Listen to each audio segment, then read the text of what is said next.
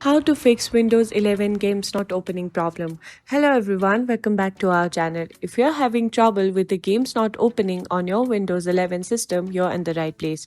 Today, I'm going to show you a simple fix that should get your games running in no time. First, let's start by opening the Run dialog. Simply click on the Start button and select Run. Now, in the Run dialog, type regedit and then hit OK. This will open the registry editor. Once you're in the registry editor, look for the HKey classes root on the left side. Expand it by clicking the arrow next to it. Scroll down until you find the exe file.exe folder. You need to click on it to select it.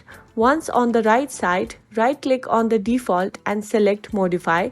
Make sure the value data is set to exe file, then click on OK to save your changes. Next, scroll down again to find exe folder, select it, right click on default and modify the value data to applications, then click on OK again. Now, let's expand the exe file folder again. Inside, you will find a folder named SHI. Simply click on it to expand. Select the default value in the SHI folder, right-click and choose Modify. Make sure the value data is empty. Click OK to save. Once you have made all these changes, go ahead and close the registry editor.